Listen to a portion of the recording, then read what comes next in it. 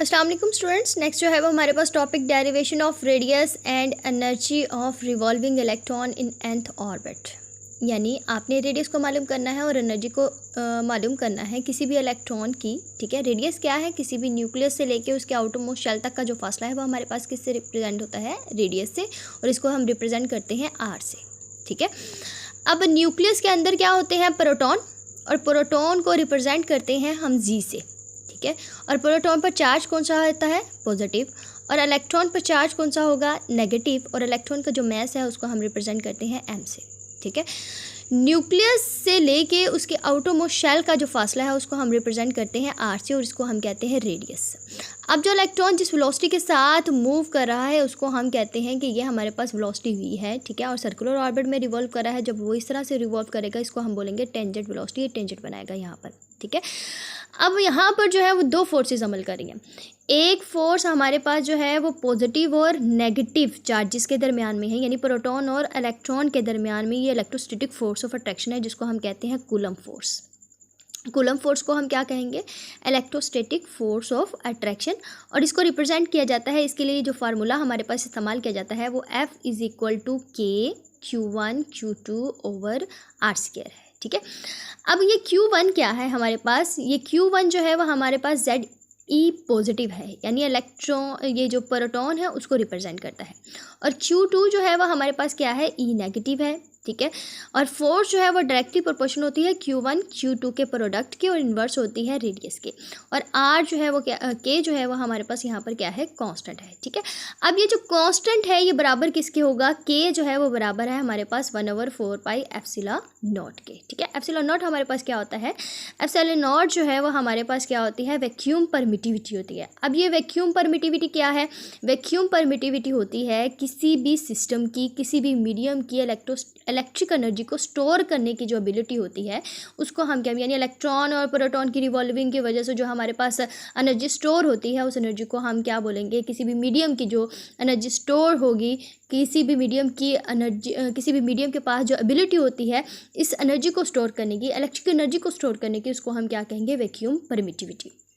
ठीक है, अब यहाँ पर हम Q1 की वैल्यू जो है वो हम रिप्रेजेंट करेंगे कि वैल्यू को पुट करेंगे कि वो क्या है? Z ई पॉजिटिव है, और Q2 की जो वैल्यू है हमारे पास क्या है? ई नेगेटिव है। ठीक है, और K की वैल्यू हमारे पास क्या है? 1/4 पाई एप्सिलॉन नॉट, और R जो है वो ऐसे नीचे आ जाएगा। ठीक है, अब हम चूँकि ये जो आपके पास रेडियस जो बोहर ने मालूम किया था वो सारा का सारा जो है वो हाइड्रोजन एटम पर ही किया गया था। ठीक है, अब हाइड्रोजन एटम के लिए हमारे पास प्रोटॉन का नंबर क्या होता है? 1। ठीक है, अब जब हमारे पास प्रोटॉन का नंबर वहाँ पर 1 है तो Z इज़ इक्वल टू 1 होता है। ठीक है, अब यहाँ पर इन दोनों इक्वेशंस को, ठीक है, अब यहाँ पर जो है वो इन दोनों को हम ये पॉजिटिव और नेगेटिव एक दूसरे को कैंसिल आउट कर देंगे, तो हमारे पास क्या आएगा? Z e square over 4 pi epsilon naught r square. ठीक है, अब एक फोर्स तो हमारे पास होगी कूलम फोर्स, जो कि पॉजिटिव और नेगेटिव के दरमियान में फोर्स ऑफ अट्रैक्शन है। ठीक है, अब दूसरी जो हमारे पास फोर्स है, आपको नज़र आ रहा होगा इलेक्ट्रॉन जो है वो रिवॉल्व करता है सर्कुलर पार्ट में। अब कोई भी चीज़ जो है वो हमारे पास जब सर्कुलर पार्ट में रिवॉल्व कर रही होती है, सर्कुलर पाथ में जो है वो रिवॉल्व करती है, तब हमारे पास जो फोर्स अमल कर रही होती है उस फोर्स को हम क्या बोलेंगे? सेंट्रीपिटल फोर्स या फिर सेंट्रीफ्यूगल फोर्स। और वो हमारे पास बराबर होती है F इज़ इक्वल टू, यानी उसका जो फार्मूला होगा वो हमारे पास क्या है? F is equal to mv square over r। ठीक है, अब एक हमारे पास इक्वेशन ये आ गई। ठीक है, इसको हम कहेंगे कि ये हमारे पास इक्वेशन नंबर 1 है, और इसको हम कहेंगे कि ये हमारे पास क्या है? इक्वेशन नंबर 2 है। ठीक है, अब दोनों इक्वेशंस को, क्योंकि चूंकि हमने रेडियस को मालूम करना है पहले, ठीक है, तो रेडियस को मालूम करने के लिए आपको नज़र आ रहा होगा कि यहाँ पर भी रेडियस है और यहाँ पर रेडियस का स्क्वायर है। ठीक है, अब दोनों इक्वेशंस को हम कंपेयर करेंगे, तो ये हमारे पास क्या है? mv स्क्वायर ओवर r, और ये क्या है? Z e square over 4 pi epsilon naught r square. ठीक है, अब हमने r को मालूम करना है ना, तो हम क्या करेंगे? यहाँ से एक r यहाँ पर है और यहाँ पर r का स्क्वायर है, हमने तो सिर्फ एक ही r को मालूम करना है, तो हम क्या करेंगे? यहाँ से एक r को, यहाँ पर जो डिनोमिनेटर में r मौजूद है उसको हम लेके जाएंगे यहाँ पर। ठीक है, अब यहाँ पर वो डिवाइड हो रहा है और इधर वाली साइड पर जाएगा तो क्या हो जाएगा? मल्टीप्लाई।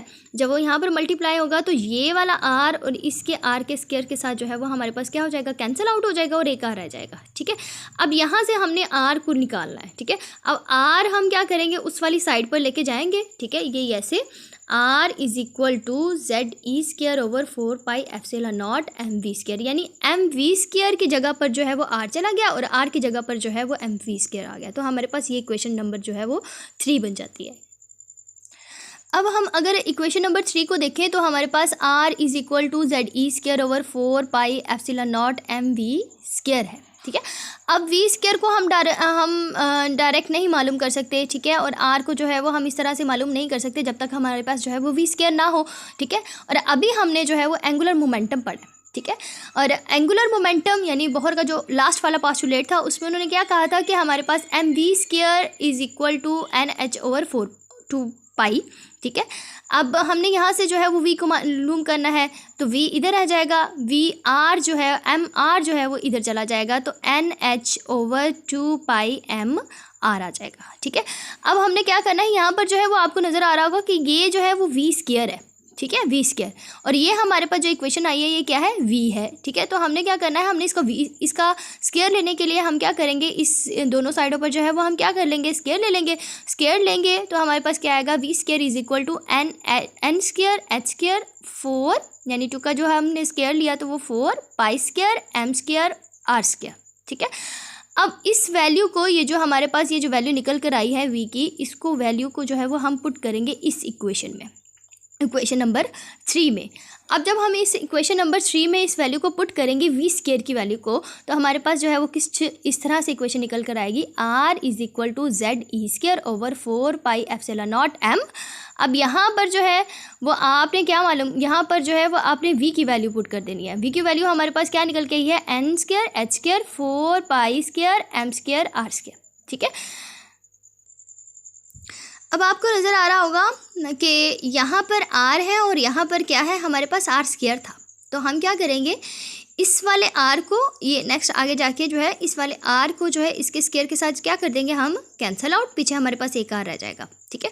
और ये जो नीचे वाला पार्ट है, ये जो डिनोमिनेटर का डिनोमिनेटर है, उसको हम क्या करेंगे, ऊपर ले जाएंगे। जब हम इसको ऊपर लेके जाएंगे तो हमारे पास क्या बन जाएगी, z e square 4π² m square r, यही हमारे पास इक्वेशन बच गई थी, ठीक है, over 4πε0 m n square h square. अब आपने देख लेना कि इसमें से जो जो कॉमन है उसको हम क्या कर देंगे, कैंसिल आउट कर देंगे, ठीक है, वो एक दूसरे को कट कर देंगे। 4 के साथ कैंसिल आउट हो जाएगा, यहाँ पाई स्क्वायर है, ये पाई के साथ क्या हो जाएगा, कैंसिल आउट, पीछे पाई रह जाएगा। यहाँ एम स्क्वायर है और ये नीचे जो है वो एम है, दोनों एक दूसरे को कैंसिल आउट कर देंगे, पीछे हमारे पास यहाँ पर एम रह जाएगा, ठीक है, और r n square h square, ठीक है। अब आर जो है वो यहाँ पर रहेगा, बाकी सारी इक्वेशन जो है वो दूसरी साइड पर चलेगी, बाकी सारे पार्ट जो है वो दूसरी साइड पर जाएंगे। जो जब ज़ाहिर सी बात है कि यहाँ पर जो है वो आर के साथ जेड ई स्क्वायर जो है वो मल्टीप्लाई हो रहा है, तो दूसरी वाली साइड पर जाकर जेड ई स्क्वायर जो है वो क्या हो जाएगा, डिनोमिनेटर बन जाएगा, और इसका जो ये डिनोमिनेटर है वो क्या हो जाएगा, नोमिनेटर बन जाएगा, ठीक है। तो हमारे पास कुछ ये इक्वेशन जो है वो कुछ इस तरह से हो जाएगी, ठीक है। रीअरेंज कर लेना है आपने इस इक्वेशन को, ठीक है, आर की वैल्यू को निकालने के लिए हमने, क्योंकि आर का ही मतलब रेडियस की ही वैल्यू निकालनी है, तो हमने आर को एक साइड पर कर देना है, ठीक है। अब आप देखेंगे कि यहाँ पर कुछ वेरिएबल ऐसे हैं, ठीक है, जो हमारे पास कांस्टेंट है, ठीक है। अब देखिए हाइड्रोजन एटम अगर हमारे पास है तो Z जो है वो वहाँ पर सिर्फ एक ही Z क्या है, हमारे पास प्रोटॉन नंबर है, और हमारे पास जब हम हाइड्रोजन को देखें तो एक ही प्रोटॉन होता है और एक ही क्या होता है, इलेक्ट्रॉन होता है, ठीक है। तो Z जो है वो वहाँ पर क्या होगा, 1 हो जाएगा, ठीक है। अब वहाँ पर हमारे पास G जो है वो 1 है, ठीक है, और ε0 एन स्क्वायर, एन क्या है, हमारे पास नंबर ऑफ ऑर्बिटल है, ठीक है, ऑर्बिट का नंबर है, शेल नंबर है, जो कि 1 भी हो सकता है, 2 भी हो सकता है, 3 भी हो सकता है और 4 भी हो सकता है। ये हमारे पास क्या है, वेरिएबल है। एन जो है, एन स्क्वायर जो है वो हमारे पास वेरिएबल है। ε0 हमारे पास क्या थे, वैक्यूम परमिबिलिटी, ये हमारे पास क्या थी, ये हमारे पास कांस्टेंट थी। एन स्क्वायर जो है वो हमारे पास क्या है, कांस्टेंट है, ठीक है। और ई स्क्वायर जो है वो भी हमारे पास जो है, जेड ई स्क्वायर जो है वो भी हमारे पास कांस्टेंट है, और एम जो है वो हमारे पास क्या है, कांस्टेंट है। ये वैल्यू है, एम की वैल्यू हम पीछे निकाल चुके हैं, 9.1 मल्टीप्लाई 10⁻31, ठीक है। तो ये कांस्टेंट होती है ये इलेक्ट्रॉन के। अब यहाँ पर देखें कि ये जो इतना पार्ट है, ये वाला जो पार्ट है, ε0 N square E square M, ठीक है। अब हाइड्रोजन के बारे में बात करेंगे ना, तो हाइड्रोजन जो है वो हमारे पास क्या होगा, Z इज इक्वल टू 1, तो वहाँ पर हमने 1 लिख लिया, ठीक है। पीछे हमारे पास क्या रह गया, ε0 H square over E square M, तो ये इतना पार्ट जो है वो हमारे पास क्या है, कांस्टेंट है, ठीक है। इसको हम कांस्टेंट ले लेंगे। अब कांस्टेंट को अलग कर दिया, वेरिएबल को जो है वो हम अलग कर देंगे, ठीक है। अब जो आपको नज़र आ रहा होगा कि रेडियस जो है वो यहाँ पर नंबर ऑफ ऑर्बिट के क्या है, डायरेक्टली प्रोपोर्शनल है।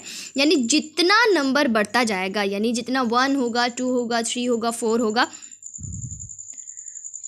अब जितना रेडियस जो है, जितना नंबर ऑफ शेल जो है वो बढ़ता चला जाएगा, उतना ही हमारे पास क्या होगा, रेडियस होगा, ठीक है। यानी 1 का रेडियस कम होगा, नंबर ऑफ शेल जो पहला शेल है उसके लिए रेडियस कम होगा, 2 के लिए ज़्यादा होगा, 3 के लिए उससे भी ज़्यादा होगा, 4 के लिए जो है वो उससे भी क्या होगा, ज़्यादा होगा। यानी रेडियस जो है वो नंबर ऑफ शेल के क्या होता है, डायरेक्टली प्रोपोर्शनल होता है। ये आपने बात याद रखनी है, ठीक है।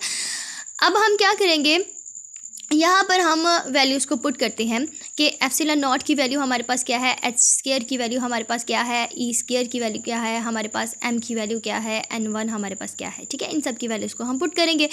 अब हमने r मालूम करना है, ठीक है, r1 r2 r3 nth के लिए मालूम करना है, नंबर ऑफ nth के लिए, ठीक है। यानी सो ऑन आपके पास 1 2 3 4 एंड सो ऑन तक के लिए जो है वो आपने रेडियस मालूम करना है, ठीक है। तो वैल्यूज़ को पुट करेंगे। एप्सिलॉन नॉट जो है वो आपको यहाँ पर नज़र आ रहा होगा कि एप्सिलॉन नॉट की वैल्यू हमारे पास क्या होती है, 8.84 मल्टीप्लाई 10 की power -12 coulomb square joule per metre.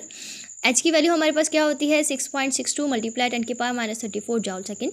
ई हमारे पास क्या है, इलेक्ट्रॉन है। इलेक्ट्रॉन के ऊपर जो चार्ज होता है वो हमारे पास जो मिल्कियन ऑयल ड्रॉपलेट मेथड के ज़रिए से हमने मालूम किया है वो क्या है, 1.602 मल्टीप्लाई 10 की पावर -19 कूलम है। मैस जो है वो हमारे पास क्या निकल के आया है, 9.1095 मल्टीप्लाई 10 की पावर -31 किलो जाउल है।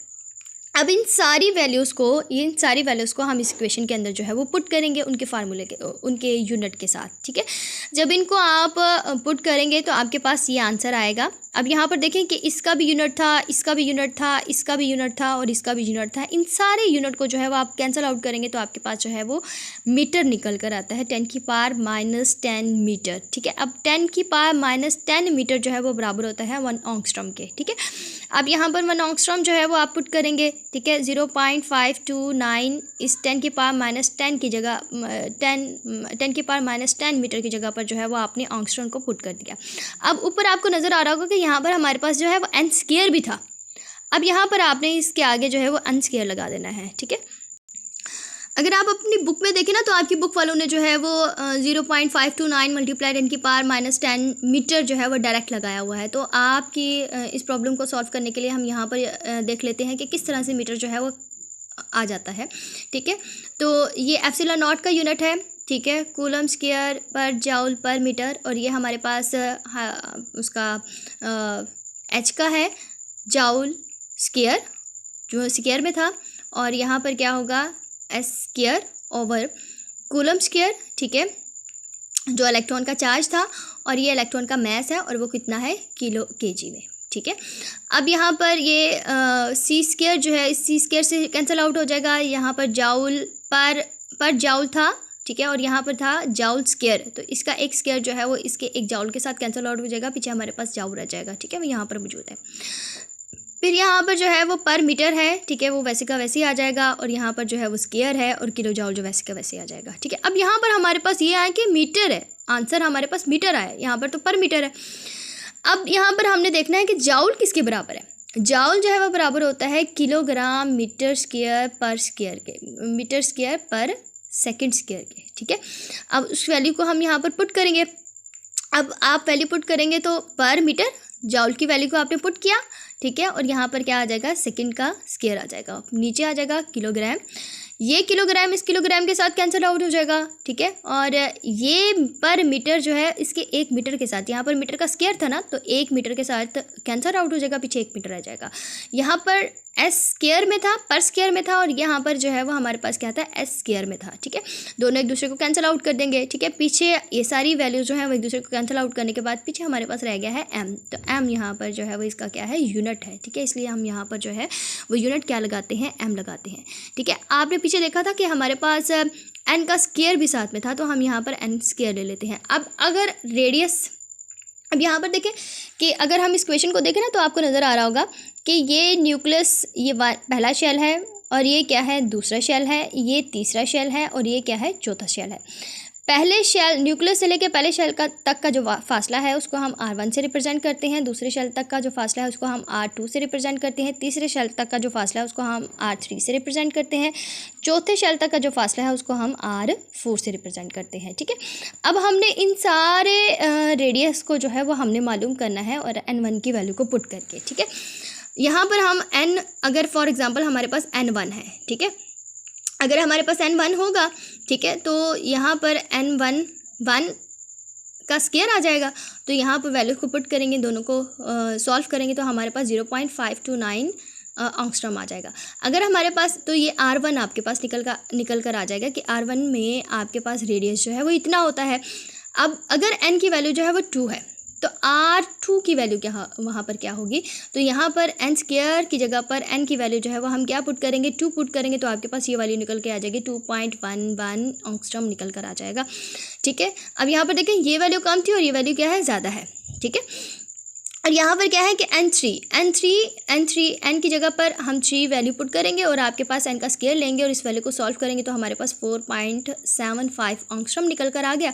ठीक है, ये वाली वैल्यू कम थी, ये उससे ज़्यादा है और ये क्या है, उससे ज़्यादा है। मतलब जैसे जैसे नंबर ऑफ़ शेल बढ़ता जा रहा है, आप इस डायग्राम को भी देखिए ना, जैसे जैसे आपके पास शेल का नंबर बढ़ता जा रहा है ना, वैसे वैसे फासला भी जो है वो हमारे पास क्या होता जा रहा है, ज़्यादा होता जा रहा है। ठीक है, तो जैसे जैसे एनर्जी बढ़ती जाएगी, अंदर वाले इलेक्ट्रॉन बाहर वाले इलेक्ट्रॉन को क्या करेंगे, रिपेल करेंगे, जिसकी वजह से जो है वो इनके दरमियान में जो फासला होगा ना वो क्या होता जाएगा, ज़्यादा होता जाएगा। ठीक है, अब अगर हमारे पास जो है वो N की वैल्यू 4 है, N की वैल्यू अगर 4 होगी तो यहाँ पर हम 4N स्क्वायर पर जो है वो N की वैल्यू जो है वो हम 4 पुट करेंगे। पुट करने के बाद हमारे पास जो है ये आंसर निकल कर आता है 8.4। अब देखें ये कम थी, ये उससे ज़्यादा, ये उससे ज़्यादा और ये क्या है, उससे ज़्यादा। अब अगर हम रेडियस को जो है वो कंपेयर करें तो आपको पता है कि R2 ज़्यादा था R1 से, ठीक है, और R3 ज़्यादा था, R4 उससे भी ज़्यादा था, R5 उससे भी ज़्यादा था। तो आप देखेंगे R2 माइनस R1 की जो वैल्यू निकल कर आएगी वो कम होगी R3 माइनस R2 से, और R4 माइनस R3 की वैल्यू जो है वो ज़्यादा होगी किससे, R3 माइनस R2 से।